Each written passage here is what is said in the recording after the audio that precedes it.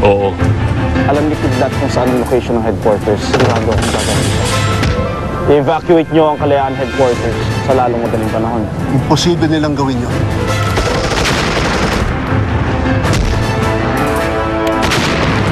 Ano? Bakit? Nangyari ng imposible. Jerry! Jerry!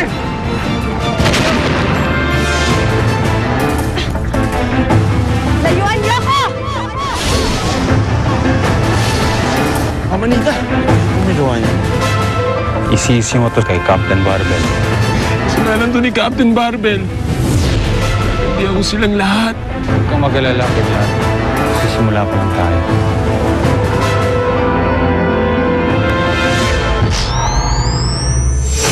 Lawyer ko na lang bahalang magsampa ng kaso sa kanila. Sila na lang po ang tawagan niyo. Pero ma'am, ang sabi sa amin ng isang snatcher, nakagawa po kayo ng ipo-ipo kaya sila tumalsik. Ano? Siyempre mga adik yung mga yan. Kung ano-anong naiisip, nakikita. Basta lumaban lang ako. Tapos dumating na si Teng para tulungan ako. Sinungaling! Yun lang ang nangyari. Sa demonyong taong yan! Tumahimik ka nga! Huliin niyo yan! Oh, sige ma'am. Antay na lang po namin ang tawag ng lawyer niyo. Sige po, ma'am. Maraming salamat. Sige na yan. Teng, tara na.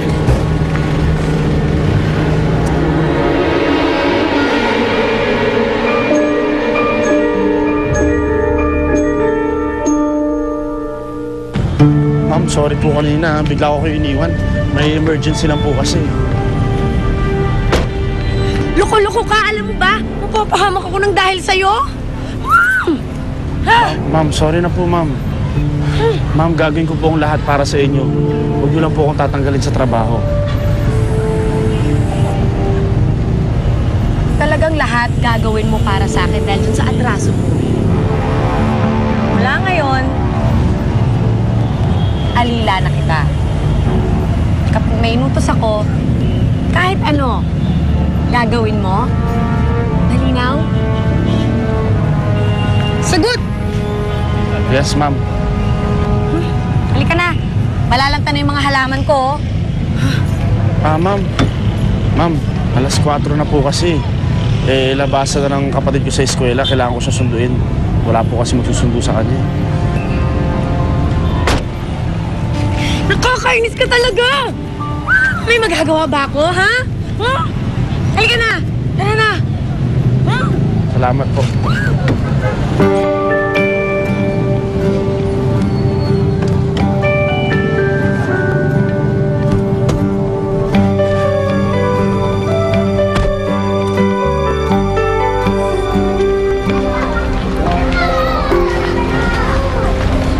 Oh, Lelay. Wala pa yung sundo mo?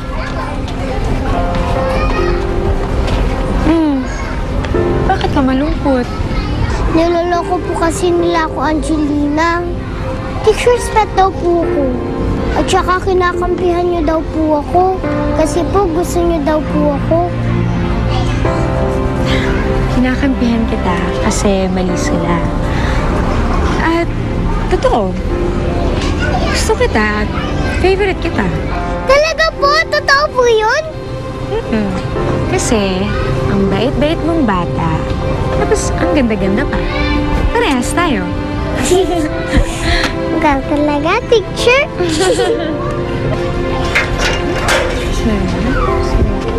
Lelay!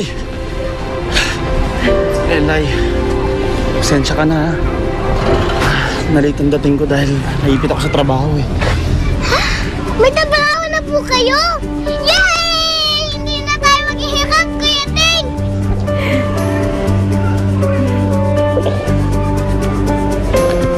Tara. Kailangan natin umalis. Teacher, lipat mo na po kami. Kuya Teng, Sabado bukas, pero gusto sana kita makausap tungkol kay Lelay. May gagawin ka ba?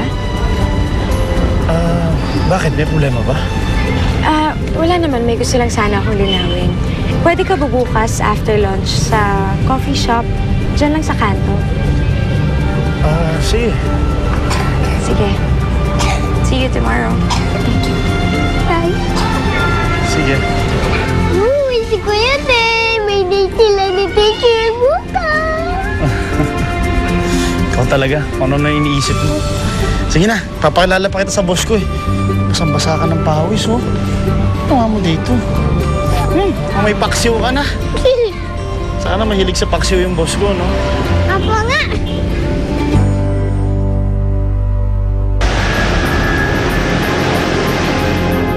Wasak na ang headquarters natin. Wala nang natira. Lahat ng tao patay. Sikreto ng location na to. Wala na makakaalam. Ligtas na tayo dito. Kailangan managot ang may gawa nito. Identified na kung sinong may gawa.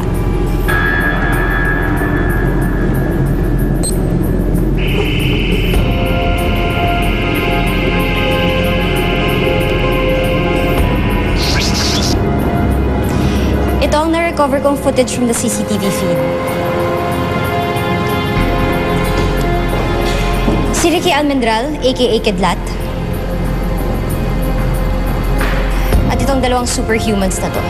Ang taong bakal at ang Black Force manipulator na tinawag naming Black Angel.